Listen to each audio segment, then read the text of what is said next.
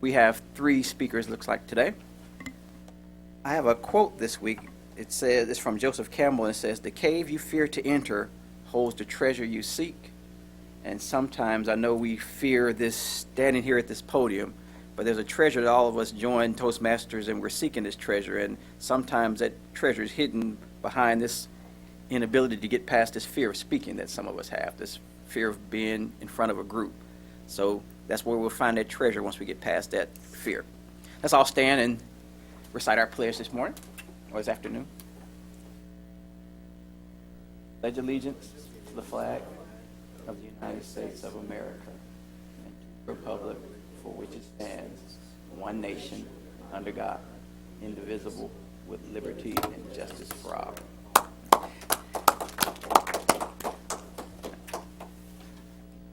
Like we have no guest with us today, so I will turn you over into the hands of our Toastmaster for this meeting, Ms. Wanda Simon.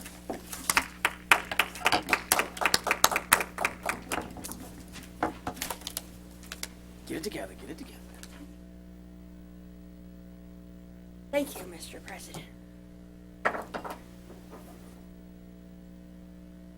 I'm assuming that everybody who's not here got here at 11 because they forgot to set their clocks back, and so nobody was here and they left. They can use him. That's true. Or maybe they showed up to church an hour early yesterday, and I know a lot of people at our church were early yesterday. Unusual for them. Our first person that we need to introduce is Betty Watts. She's our grammarian. Yeah, she's the grammarian. So go ahead. Our all-counter wasn't here at the time, so all-counter. So, please introduce tell us what about the all-counter. Thank you, Madam Toastmaster. Oh, the all-counter. Yes, when you hear well, haven't you ever heard people say over and over and over again? President Obama says that. The election's tomorrow. Election. Over and over again, So, if you hear this, you've said, or maybe made a pregnant pause. Pausing can be okay, but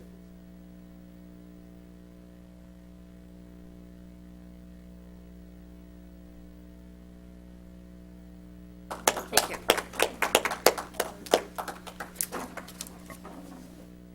And for the word of the day, we have our grammarian, Betty Watts.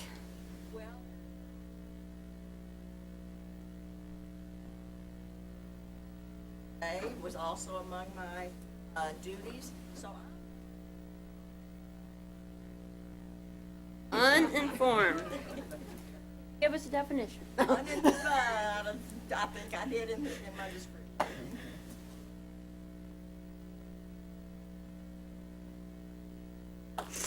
And I want to thank everybody for informing me this week whether or not you were going to do your roles. It was a good turnout on responses.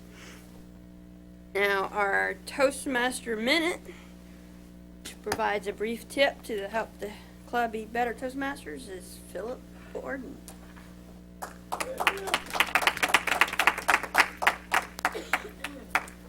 Thank you. For today's Toastmaster Minute, just wanted to mention something quick from my role as your Vice President of Education.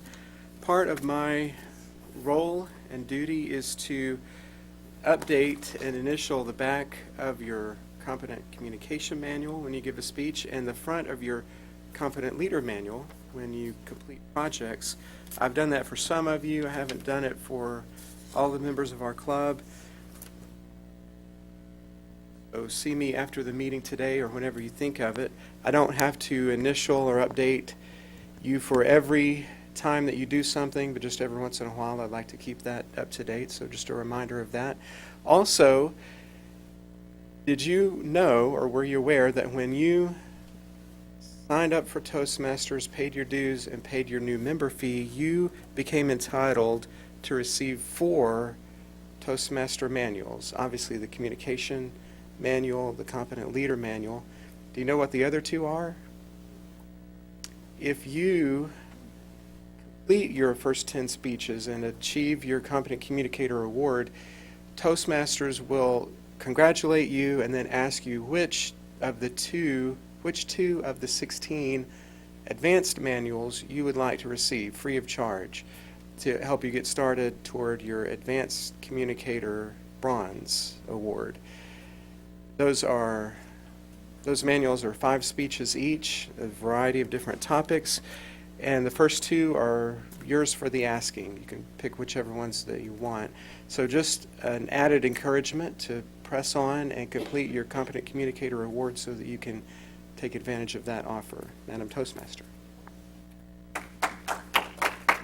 Thank you.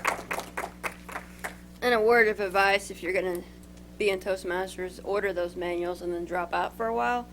You might want to remember where you put them, otherwise you have to pay for them again.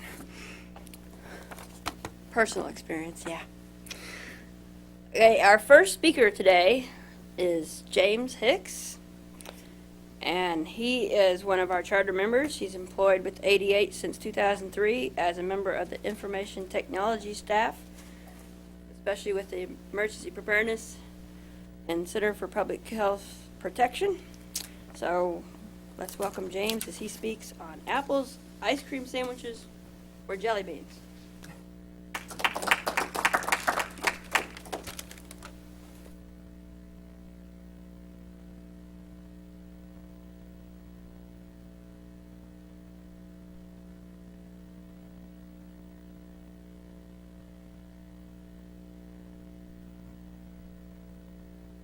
I've asked many and find out or asked what would be the toughest decision or hardest decision you have to make, and especially in today's economy, a lot of people responded by saying buying a house.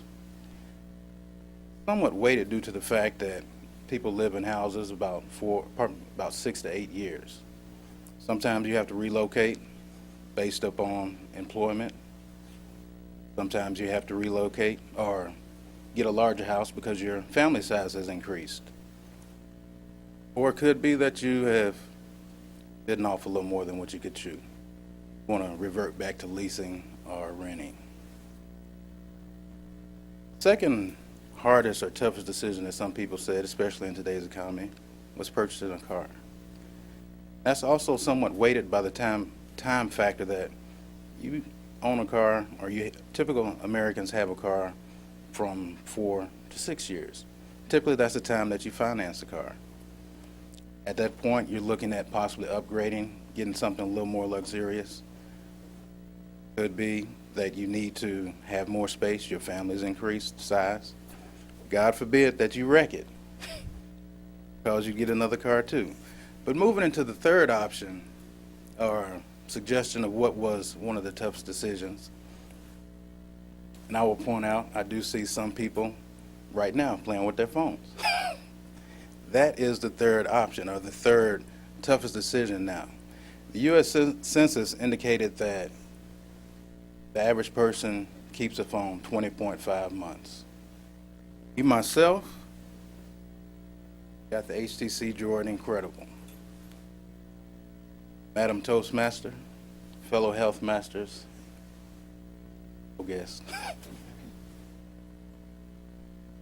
My HTC Droid Incredible has withstood the test of time. I've had it since April 2010. Places me at 31 months. Now, tell her that I'm telling y'all this. My wife, she gets a phone about every 9 to 11 months. We both got a phone at the same time. I got the HTC Droid Incredible. She got a BlackBerry. About 11 months later, birthday came around. She wanted the iPhone. Got her the iPhone.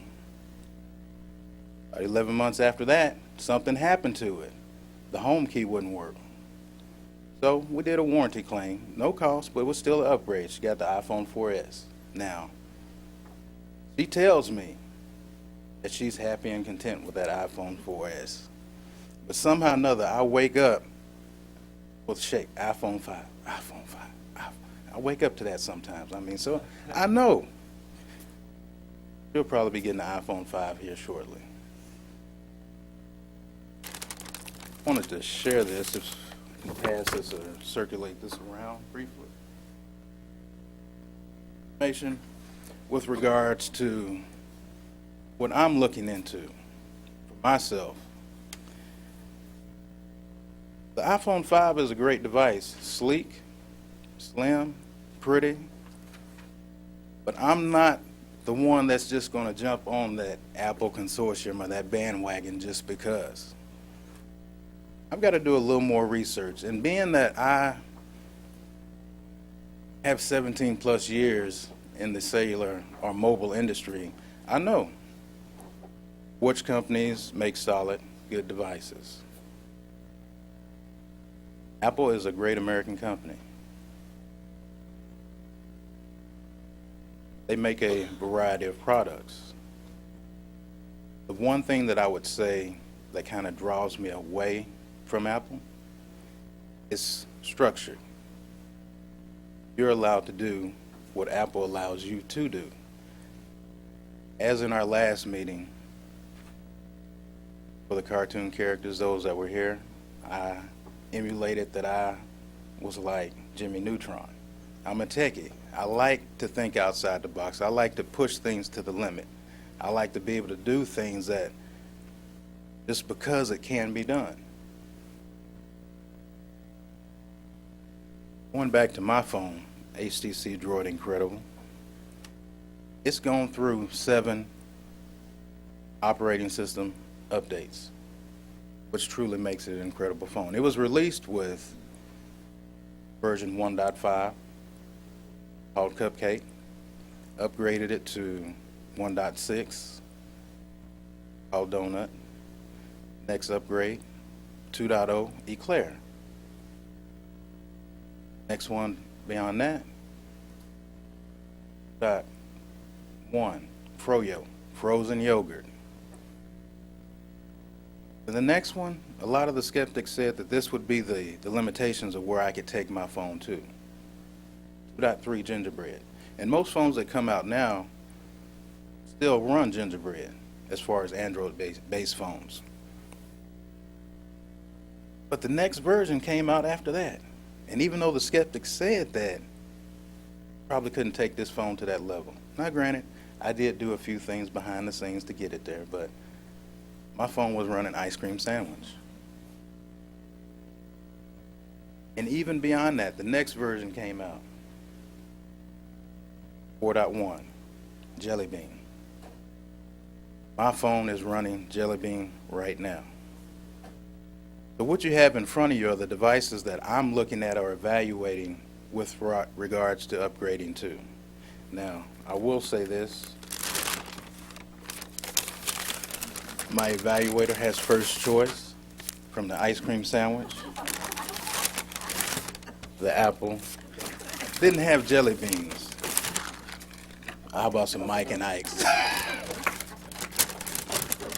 Most likely, I will be upgrading to the HTC DNA or DLX, pardon me.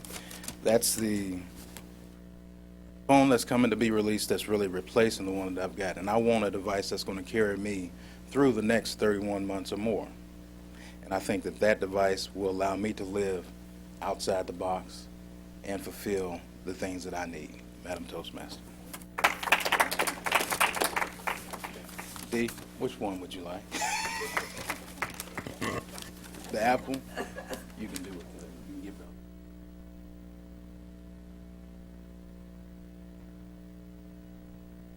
So gems, you said I could give these 2 away. How about if anybody can tell me, and I don't know if you know this, but I'm wondering why did they name them such things? The upgrades.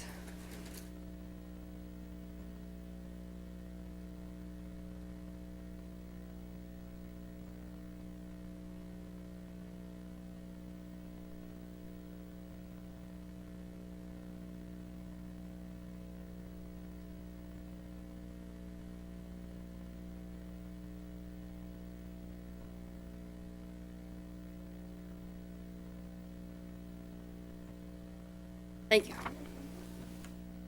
Our next speaker is speaking from the Competent Communication Manual, speech number 5, Your Body Speaks. And Phillip Borden, he's been watching. Do you know that some of our meetings are on YouTube? Well, Phillip's been watching them. He noticed that he uses the same gestures over and over and over. So hopefully today we can see some new gestures from Phillip. So Phillip, welcome Phillip Borden.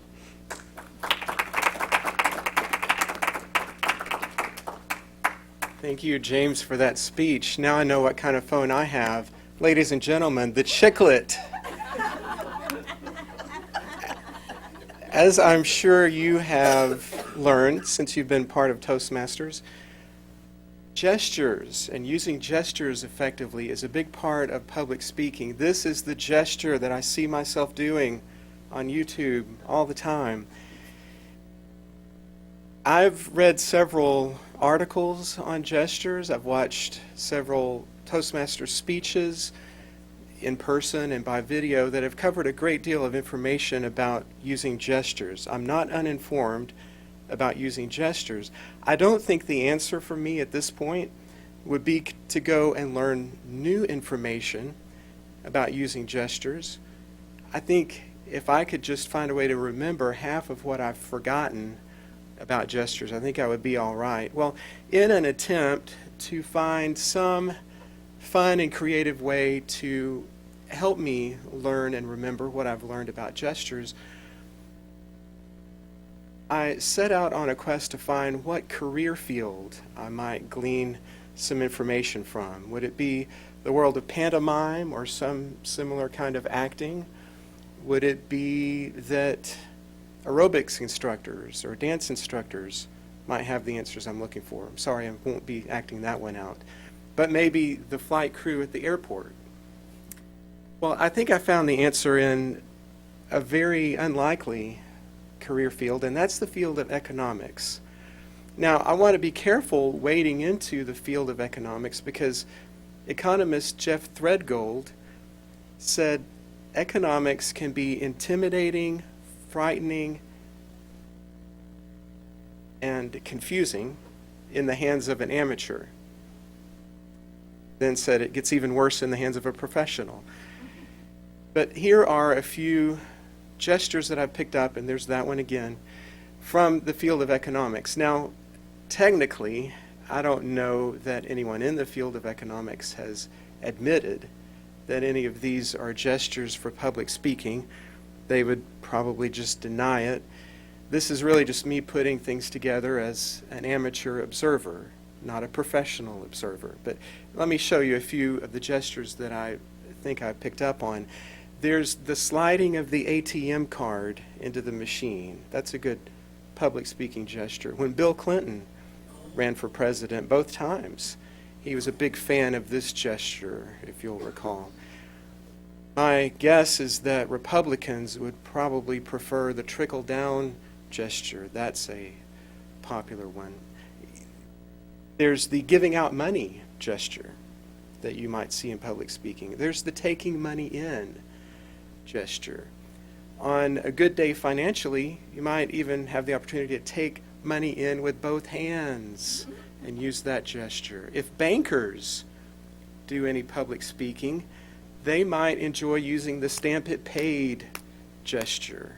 That's a good one. Well, another thing that I picked up on from the field of economics is that it helps to keep all of your options open and use a variety of different gestures and not commit yourself to any one particular thing. Never heard an economist actually say that about gestures. It's just what they always do with everything. So use one gesture one time, vary it with another gesture the next time, follow it up with a different gesture after that, and so forth. The story is told of President Harry Truman, that he once said, just once, I would like to meet a one-armed economist. That's what I want to meet, a one-armed economist. Someone asked him why, and he said, so that for once, I could get a clear answer from an economist without him saying, on the other hand. So that's a free one. In doing some more thinking about this variation of gestures, I thought that I might be able to use this variation of gestures with my English degree and background the next time I'm explaining some grammar rule to someone, because, you know, people are just always coming to me and asking me to explain some grammar rule. For instance, I might say something like this: to infer means to draw in your own conclusions based on evidence. To confer means to give out something to someone, like information or a title. So when you infer, you draw in information. When you confer, you give information out. So in conclusion, I want to invite you to join me in using some of these gestures from the world of economics and high finance, and to vary them as much as you possibly can. Madam Toastmaster. Good job.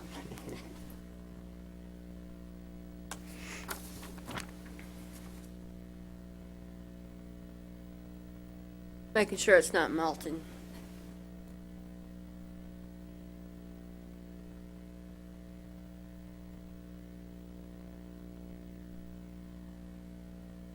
I'm watching the little mouse crawl around on the screen here. Our next presenter has a PowerPoint, which should be coming up right now. And half of what I've forgotten was the title of Phillip's speech. I forgot to tell you that before. That was the half that I forgot to tell you before the speech. Gloria Bastidas is given a speech from the Competent Communication Manual, number 3, Get to the Point, Exercising Democracy's Most Basic Right. Gloria has been working for ADH for the last 3 years. She is a mother of 2 kids in college, Princeton and Stanford. I was going to do some research on how those 2 colleges got along, and she has a master's in social work from UALR, and she works in Connect Care as a bilingual outreach coordinator. Please welcome Gloria on Exercising Democracy's Most Basic Right. Madam Toastmaster.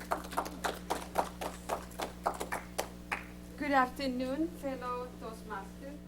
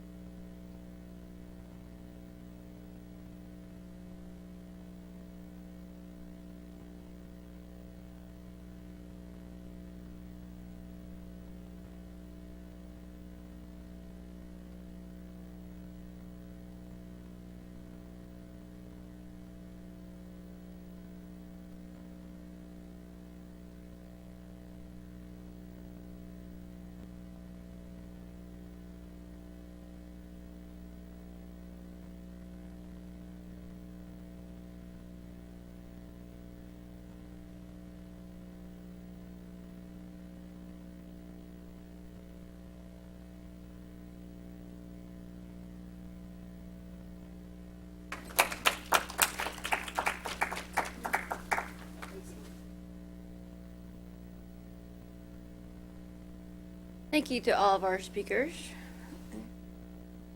And there is one thing that I think all of our speakers had in common today. Can anybody tell me what it is? Not gestures, but something else. Something that we value in Toastmasters. Try to use every week. They didn't use the word of the day, but they were all informed. So whoever would have got that, they were not uninformed. So you could have had Mike and Ike or a ice cream sandwich if you'd gotten it. I don't know how I'm going to give these away. Yeah, it's cold. Anybody have $1? You can have it. Anybody want them? Go ahead and get. Our next time today is table topics, which is let Patricia Scott tell us what that's about, as she is the table topics leader.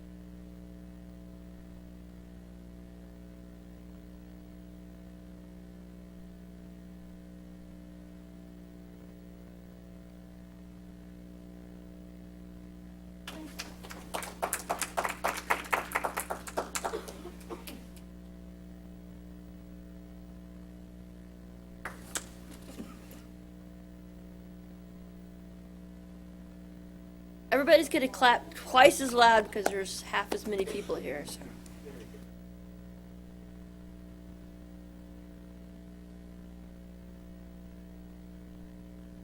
So let's give a big round of applause for our general evaluator, Tony Bailey.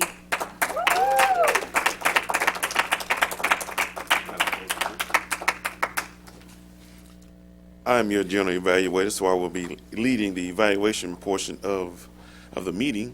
It's ironic that you would say that because my very first thing I wanted to say about the meeting is there's a lack of energy today.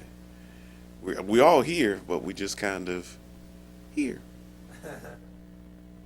So, I would like to see us pick the meeting up a little bit, throughout the rest of the meeting so we could, get a little more energy. I know today is Monday and Mondays are Mondays and things kind of go blah for us, but we're at Toastmasters and we should be energetic. Plus, we had 3 very good speeches. Very, very good speeches. So first, I'm going to call up our first evaluator, who is, and I knew this, Ms. D. Shirley. She's going to evaluate Mr. James Hicks.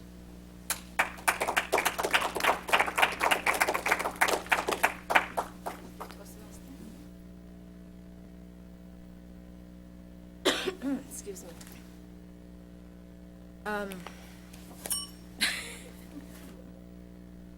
I don't know what to start now. I will evaluate James Hicks' speech. I think his overall is very good. I can feel that he more comfortable over here, and I can see that he have some improvements. I listened his first speech and his second speech. I think this is better than the previous 2. And overall, I think he make a good eye contact and make some movement, and he well prepared. He have the fryer and have apple and jelly and everything. The only thing that I think he could do it better is on his opening speech, he talked about economies and technology, and I keep thinking when he gonna talk about apple and ice cream sandwich and jelly bean. I thought he gonna talk about some food, but however, he can tie the story together very well. And he give a very good clear picture about apple and jelly bean. But in my mind, I still keep thinking that, are you gonna talk about food? Because you have a bow back here, so that's the only thing that is a little bit confusing. And he did not use the word of the day like a Toastmaster mentioned, but he very well informed about the technology. He used very simple word because he talked about the technology. He could use something that a lot more difficult word, but he used a very simple word and give a tie to the sample that he bought to, so make it more understandable. So overall, I think it's a very good presentation today.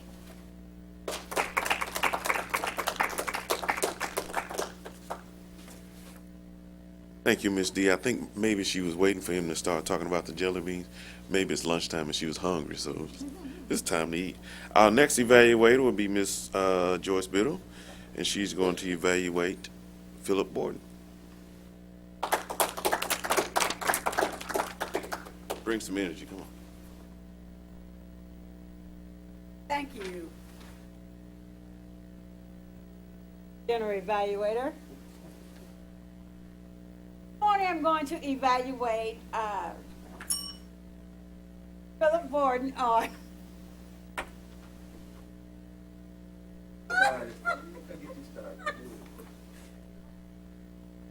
yeah, I would have laughed if I hadn't looked at you.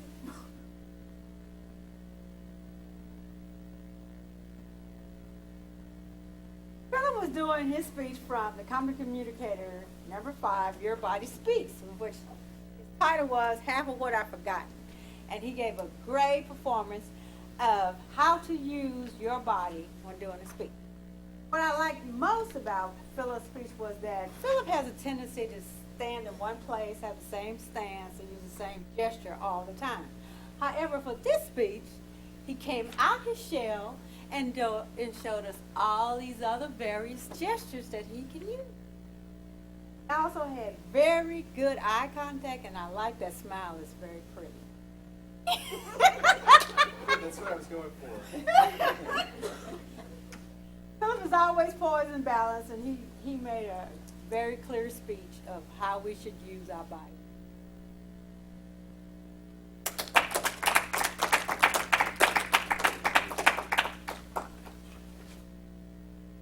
Thank you, Ms. Joyce.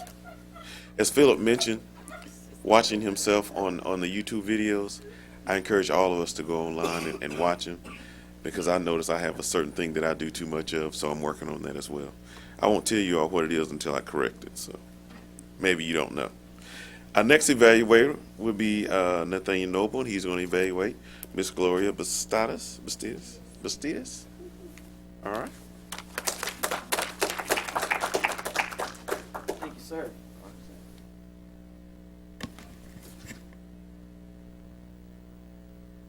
As Tony mentioned, I'm evaluating Gloria on her speech entitled Exercising Democracy's Most Basic Right.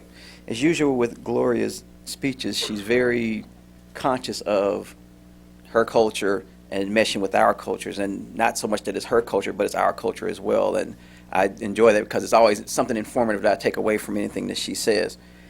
If I go with the title of Exercising Democracy's Most Basic Right, I automatically know what she's talking about. But for that point to come out of her mouth, took a few minutes for her to get to that point.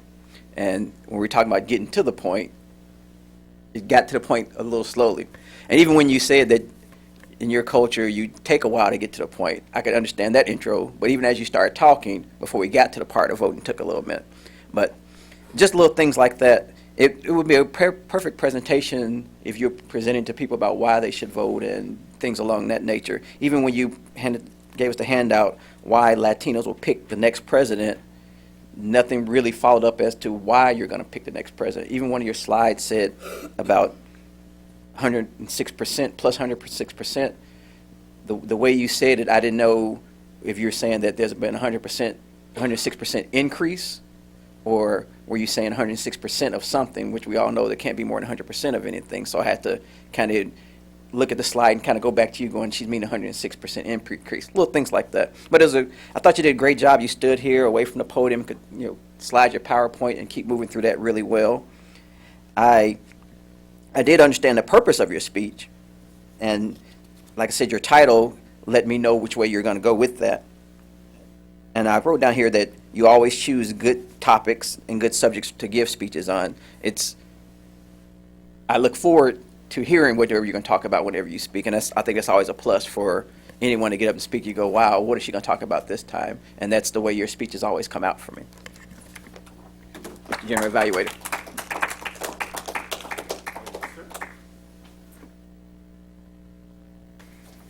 And as Gloria said, please remember to vote if you haven't already. Exercise your, what did you call it? You're right. Thank you. I put it on the spot. Okay, next we will have our grammarian's report by Miss Betty Watts. I should shake your hand. Mr. Bailey. No. Evaluate. Yeah, okay, I apologize, but at any rate,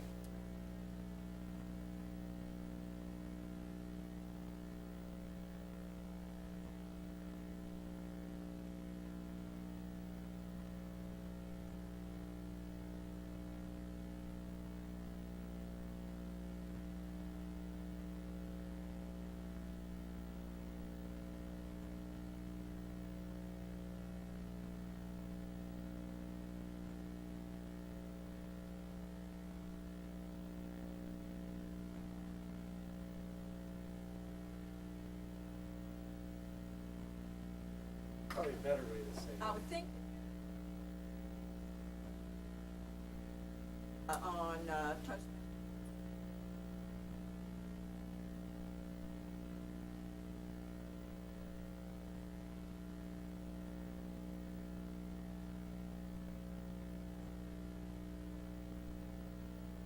Loved her speech. I love the topic.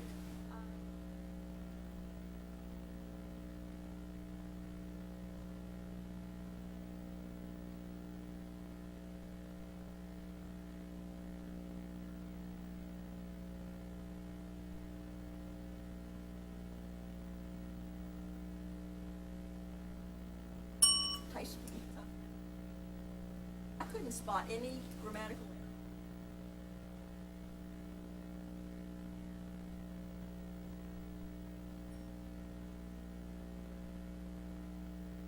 The evaluator daily, but however is redundant.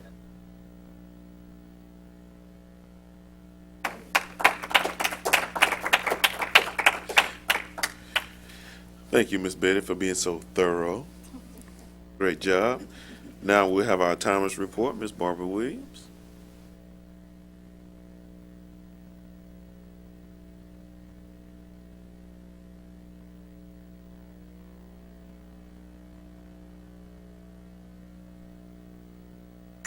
She said, Jeremy. Morning, afternoon. I'm not an evaluator. I am the timer for the day. And I am not uninformed, even though now it's past you, okay. Right, speaker 1, James Hicks. We had 7 minutes and 3 seconds. Speaker 2, Phillip Borden, 5 minutes, 17 seconds. Speaker 3, Gloria Bastidas. This means time. This means 11 minutes and 40 seconds. Table topics, D, 1 minute, 15 seconds. James, 1 minute, 10 seconds. Wanda, 1 minute. And please note that you can shave off a second or two because I'm trying to hear what you're saying, learn my body gestures, and watch the machine up there. D. Shirley, 2 minutes, 5 seconds on your evaluation. Joyce Biddle, 1 minute, 18 seconds. Nathaniel Noble, 2 minutes, 10 seconds. Grammarian's report was 1 minute and 36 seconds. And I have been speaking for 1 minute and 33 seconds.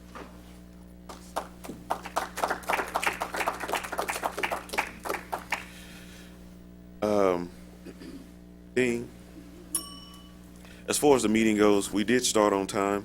I think everything flowed really well. The Toastmaster really made sure that she was attentive to all of the speeches. She used it in a segue in between speeches.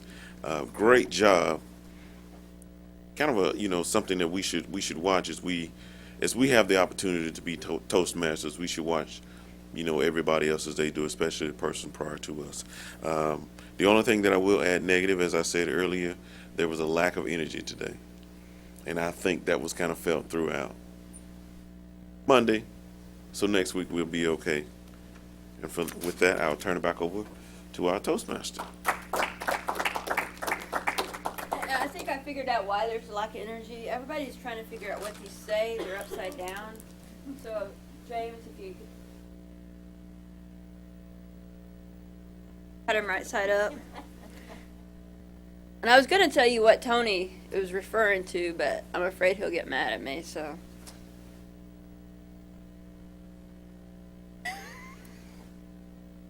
It actually has nothing to do with what he was really talking about, but it was another joke at a staff meeting we had. So. He can fill you in on that later. I would now like to turn it back over to our president, Nathaniel Noble.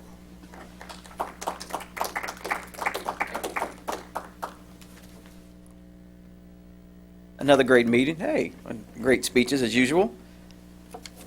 Is there anything that we need to discuss?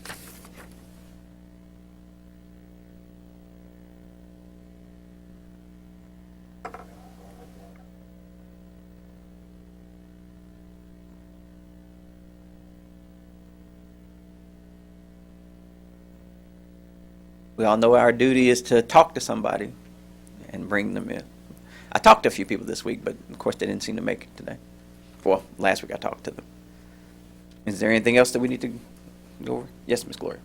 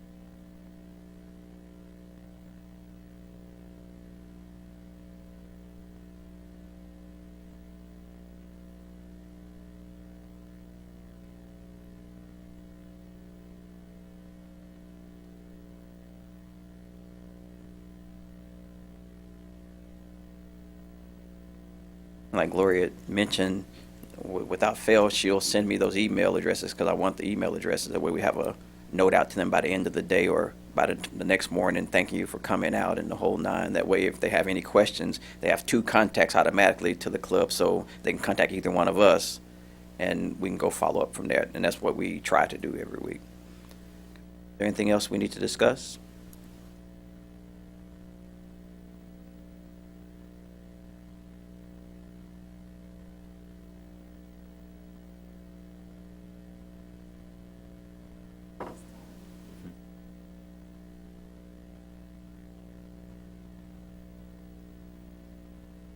We have to figure out a way we can do it, whether we go with the cordless mic or go with being wired as we move. We'll figure out a way to do it. Just we're kind of learning as we go because we don't want to stand behind the podium the whole time, but you have to stand behind the podium and be heard on YouTube. But we have a bigger picture in mind than just YouTube as well. So.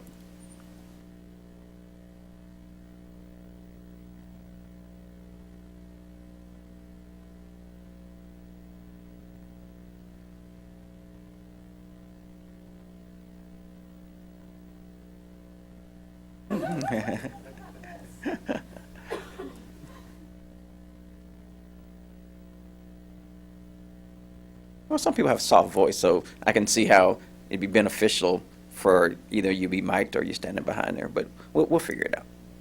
I kind of like when people can step away from the podium and move, because if you're trying to become a dynamic speaker, you're going to have to do some dynamic things. And in a real situation, you're trying to see, can a person on the back row hear what you're saying as you're speaking, and you're watching their body language, so you kind of know whether I need to come back here, just little things you kind of pick up on from speaking, but we'll figure it out. I don't think it would be that hard to come up with a solution for it. Well, I know what your point is.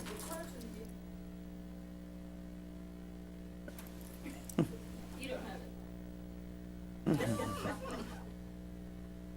good.